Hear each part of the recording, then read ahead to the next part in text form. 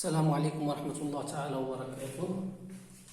Donc, toujours la suite du cours MCC qui concerne le niveau première STE. Alors, déjà, on a vu dans la première vidéo, on a parlé on a discuté donc le moteur à courant continu, côté utilisation dans l'introduction. Puis, on a discuté donc la partie du modélisation. Déjà, la partie du fonctionnement, on l'a traité en classe. Et la partie qui reste, c'est le bilan des puissances. Donc, on commence. Pour chercher le bilan de puissance, donc tout d'abord, on doit rappeler le modèle équivalent de la machine à courant continu. Donc, est modélisé par deux parties, donc la partie inducteur par une résistance petit r,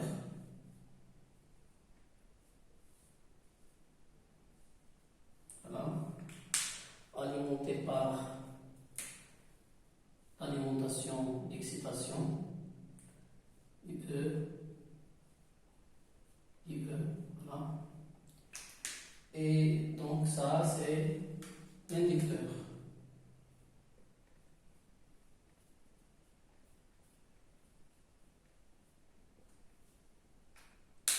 Bien sûr, si vous faites la modélisation d'un moteur à aimant permanent, ce n'est pas la peine de représenter la partie inducteur. Donc, puisque l'aimant permanent crée le champ directement, il n'a pas besoin d'une alimentation.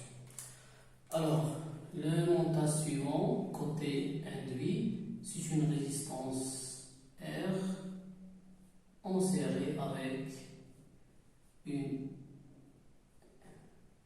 tension E, la Fn E, voilà, et bien sûr alimenté par l'alimentation de votre moteur U et parcouru par le courant U. C'est bon? Voilà donc notre moteur est équivalent. Donc voilà notre moteur.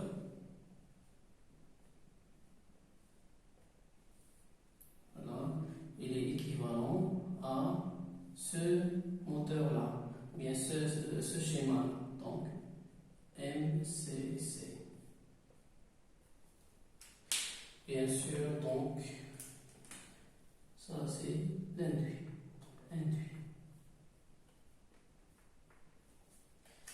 Alors, le moteur, qu'est-ce qu'il absorbe? Il absorbe une énergie électrique, donc le côté on montrait, c'est quoi? C'est électrique. Très bien. Et qu'est-ce qu'il engendre en sortie? Il engendre une énergie donc mécanique.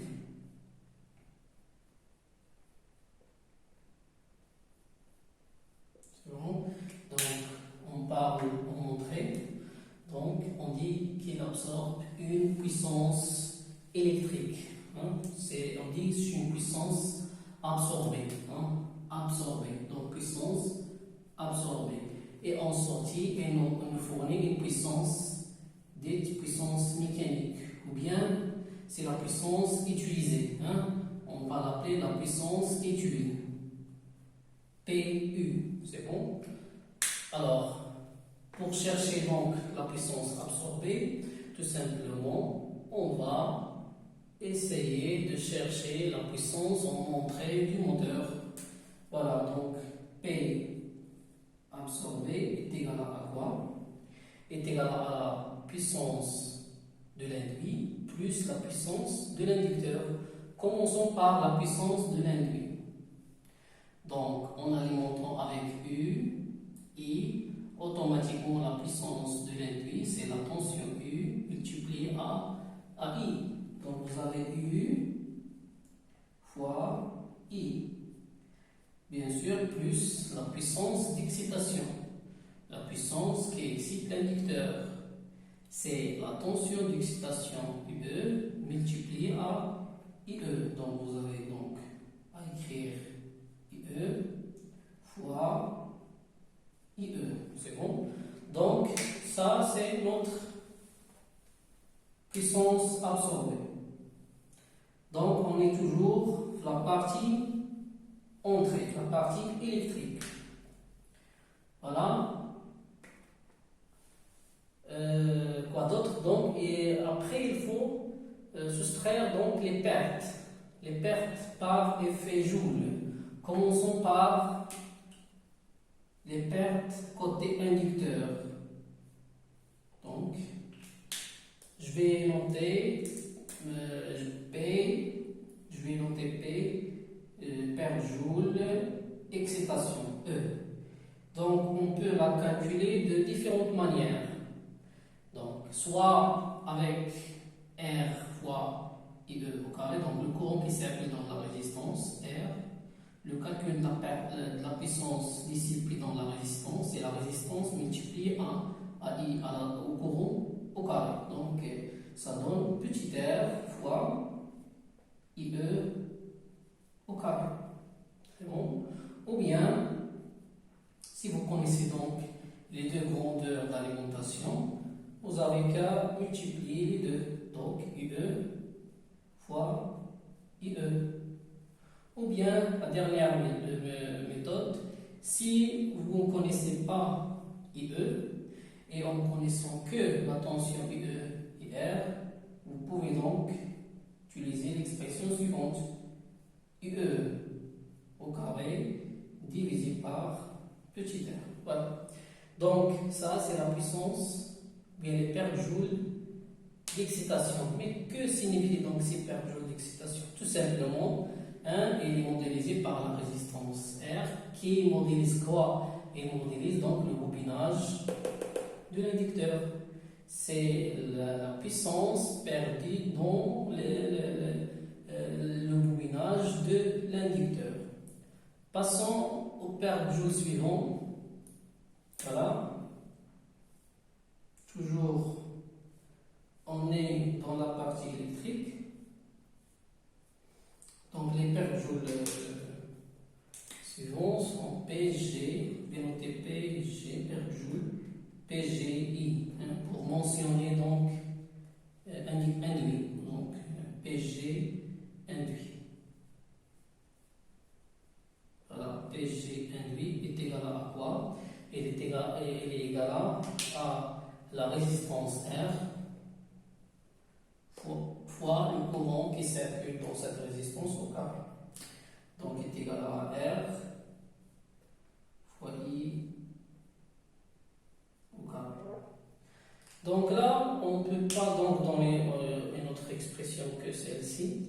Tout simplement, c'est parce qu'on ne connaît pas la tension aux bornes de la résistance. Si vous connaissez donc la chute de tension aux bornes de la résistance, vous pouvez donc faire la même méthode que l'inducteur.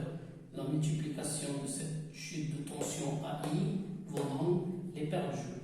Ou bien la chute de tension au carré divisé par R vous donne aussi donc les pertes joules induites. Voilà. Donc on a terminé la partie électrique. Voilà. Et entre la partie électrique et la partie mécanique, qu'est-ce qu'il y a? Oui, donc,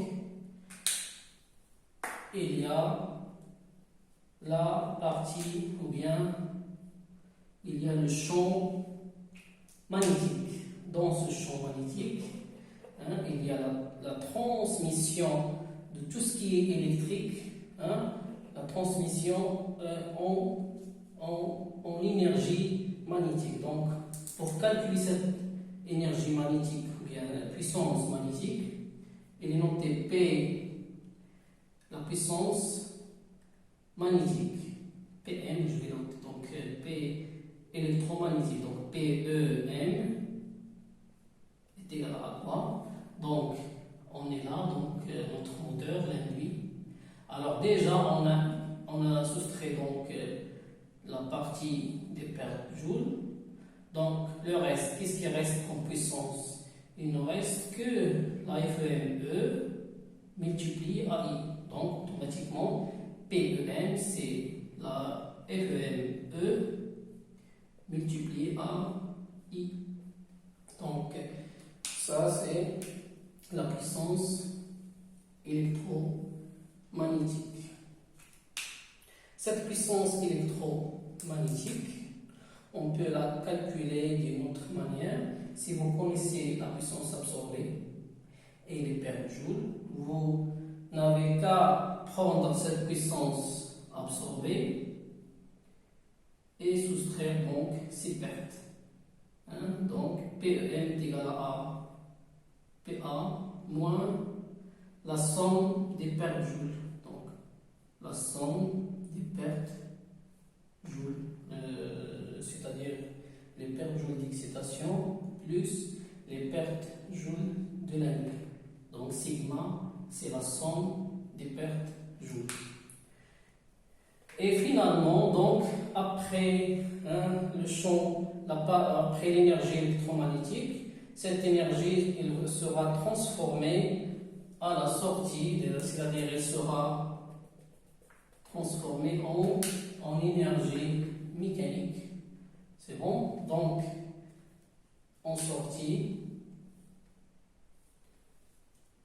voilà, donc on a à extraire une puissance, une perte qu'on appelle PC, ou bien on appelle P collective, les pertes collectives, qui est égale à quoi? À la sommation des pertes fer plus les pertes mécaniques. Donc, les pertes fer, qu'est-ce qu'ils modélisent?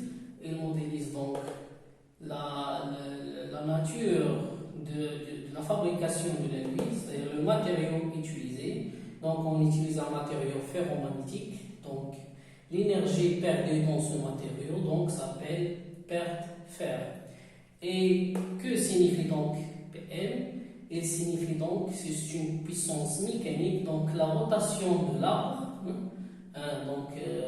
il engendre une perte mécanique appelée donc PM. Et finalement, on a notre puissance de sortie, voilà, je vais l'appeler P étude ou bien PM, c'est pareil, donc P étude est égal à quoi? C'est une grandeur mécanique, donc est égal au couple de sortie, le couple étude multiplié à quoi? À donc le couple étude multiplié à la vitesse angulaire oméga, donc fois oméga. C'est bon, donc voilà, donc il y a une remarque à faire.